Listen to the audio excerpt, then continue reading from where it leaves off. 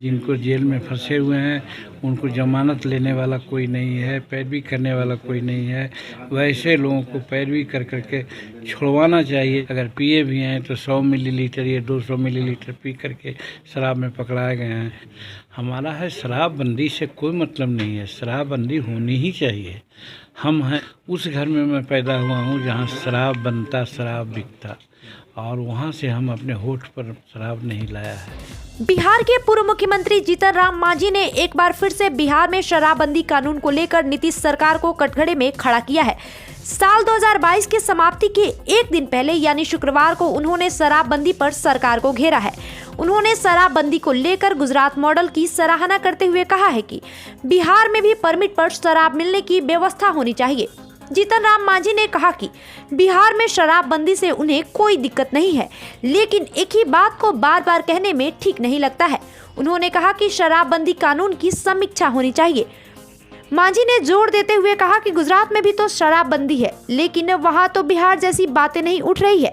उन्होंने कहा सब जगह लिमिट है, जिसे शराब की जरूरत है उसे परमिट के साथ मिल जाती है। आपको बता दें कि मांझी ने कहा कि गुजरात में परमिट सिस्टम की तरह बिहार में भी व्यवस्था लागू हो।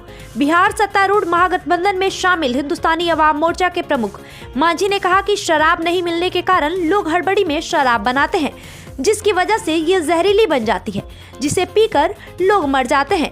उन्होंने कहा कि जो शराब 10 दिन में बनना चाहिए वह 2 घंटे में ही बन जाती है। उन्होंने आगे कहा कि शराब बनाने के दौरान गलत चीजों का इस्तेमाल किया जाता है जो उसे जहरीली बना देती है। उन्होंने सरकार से मांग की है कि जिस तरह से गुजरात में परमिट के साथ लोगों को शराब मिलती है, उसी तरह बिहार में भी शराब शुरू किया जाए। आपको बताएं कि जीतन राम मांझी ने पहले भी कहा है कि शराबबंदी में ज्यादातर वे लोग पकड़े जाते हैं जो गरीब हैं। पुलिस उन गरीबों को तो जेल भेज देती है, लेकिन बड़े लोग पकड़े जाते हैं तो वे पैसे के दम पर बाहर ही आ जाते हैं। उन्होंने कहा कि शराबबंदी कानून में संशोधन की बात कई बार उठा चुके हैं। शराबबंदी कानून का पालन ठीक ढंग से कराया जाए, साथ ही समय समय पर सरकार इसकी समीक्षा कराए। जीतन राम मांझी ने कहा कि गुजरात में भी शराबबंदी कानून है, लेकिन वहां इस तरह की बातें सामने नहीं आती है। बहरहाल इस पर आपका क्या कहना है हमें कमेंट करके जरूर बताएं। इस वीडियो को लाइक करें, शेयर करें, हमारे चैनल को सब्सक्राइब करें। धन्यवाद। आप मुखर होकर बोलते रहते हैं, आपको लगता है कि नए साल में बिहार सरकार को इस पे रीथिंक करना चाहिए, जिस तरीके से आपने गया में भी कहा था कि आप इन लोगों को छुड़वाएंगे जो आपके। देखिए, एक ही बात को बार बार कहने में अच्छा नहीं लगता है। हमारा आइडिया और हमारा थीम आप लोग जानते हैं। हमारा है शराबबंदी से कोई मतलब नहीं है, शराबबंदी होनी ही चाहिए। हम हैं आज 79 ईयर्स में मेरा चल रहा है, उम्र चल रहा है। अभी तक उस घर में मैं पैदा हुआ हूँ जहाँ शराब बनता, शराब बिकता, और वहाँ से हम अपने होठ पर शराब नहीं लाया है। तो वो कोई कानून था क्या? तो मेरा कहने का मतलब है अगर कानून आया है तो ठीक है, लेकिन इसका इम्प्लीमेंटेशन में गड़बड़ियाँ हो रही है। जो नीचे के लोग हैं, गरीब तबके के लोगों को ऐसे भी पकड़ रहे हैं। गांव-गांव में हो रहा है, जहां पकड़ना है गरीबों को तो उनके घर में जा कर के पकड़ लेते हैं, जेल भेज देते हैं। और जो बड़े-बड़े लोग हैं जो पैसा देके छूट जाते हैं, यहाँ पर हमारा डिफरेंसेस है। इस पर माननीय मुख्यमंत्री जी का ध्यान आकर्षित करना चाहते हैं प्रायः हम कि साहब आप इसका इम्प्लीमेंटेशन ठीक से कराइए, और जहाँ भी गड़बड़ी पाया जाए उसको सख्त कार्रवाई करके उस पर ये करवाइए, ताकि वो आगे गलत काम न कर सके। 10 लाख से ज़्यादा लोग नए साल में आप चाहते हैं कि परिवर्तन हो, इसमें कुछ परिवर्तन में समीक्षा की बात हम कहा करते हैं। समीक्षा हो, जैसे आज गुजरात मॉडल है ना, गुजरात में भी तो है शराबबंदी, तो वहाँ इस प्रकार की बातें तो नहीं हो पा रही है। सब जगह लिमिट है, कहीं ज़रूरत है तो उसको शराब मिल जाता है बाज़ाब्ता परमिट के साथ।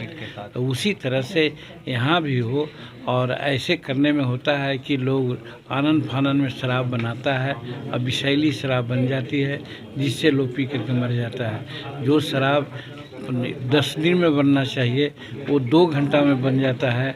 उसमें यूरिया खाद देते हैं, फास्फोरस दे देते हैं, या गाय कुछ पिन्हाने वाले जो दवा है वो दे देते हैं, और वही इंजूरियस हो जाता है जिससे लोग मरते हैं। अगर चाह रहे कि परमिट के साथ यहाँ मिल, हाँ, परमिट के साथ हो, जिससे गुजरात मॉडल, हाँ गुजरात मॉडल में जैसे चलता है उस तरह से शुरू करें। अंतिम सवाल ये है कि 75 से 80% जो गरीब तबके के लोग हैं वो अभी जेल में बंद हैं।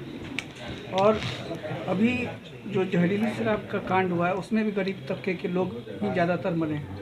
तो इस पर क्या लगता है कि मुख्यमंत्री को कुछ नया शराबबंदी को लेकर कुछ नया और इसी से जुड़ा एक और सवाल है मांझी जी, आपने गया में कहा था कि ऐसे लोग जो बंद है इसको लेकर के उन्हें आप छुड़वाने में मदद ये माननीय मुख्यमंत्री जी से भी अनुरोध कर रहे हैं कि जो इनोसेंट थे इनको गलत फंसाया गया है, एग्ज़ाम इन कर करके, या जिनको जेल में फंसे हुए हैं उनको जमानत लेने वाला कोई नहीं है, पैरवी करने वाला कोई नहीं है, वैसे लोगों को पैरवी कर करके छुड़वाना चाहिए। जो गरीब तबके के लोग हैं जिनका कोई शराब से बहुत मतलब नहीं है, अगर पिए भी हैं तो 100 मिलीलीटर या 200 मिलीलीटर पी करके शराब में पकड़ाए गए हैं। यहाँ हज़ारों मिलीलीटर लोग पीता है और लाखों मिलीलीटर का व्यापार करता है, उसको पकड़ना चाहिए, उसको भेजना चाहिए। वैसे लोग इस्केप हो रहे हैं, इसलिए माननीय मुख्यमंत्री जी से हमने कहा है कि उन लोगों पर विशेष ध्यान दिया जाए। और हम धन्यवाद दे रहे हैं मुख्यमंत्री जी को, अब ध्यान उनका गया है उसी ओर, और वैसे ही लोगों को पकड़ाधरी की बात हो रही है।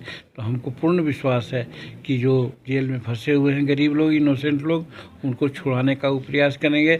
और वैसे मस्केटियर्स के जो बड़े बड़े ये हैं, हाजी मस्तान हैं, उनको पकड़ने का काम करेंगे। बिहार सरकार के कोऑर्डिनेशन को लेकर आप सवाल खड़ा कर रहे हैं, कहीं केशव यादव सवाल खड़ा नहीं है, सवाल खड़ा नहीं है। 7 पार्टी हम लोग हैं, तो कोई भी काम हो तो आपस में मेल मिलाप से बातचीत विचारों उपरांत होना चाहिए, इसीलिए कोऑर्डिनेशन कमेटी बननी चाहिए, ये मैं मांग करता हूँ। और सर सवाल ये नहीं आखिरी है। चीज़ सर, गठबंधन में जो विस्तार है उसको लेकर भी क्या आप लोगों की डिमांड है कि नए साल में मंत्रिमंडल का विस्तार हो?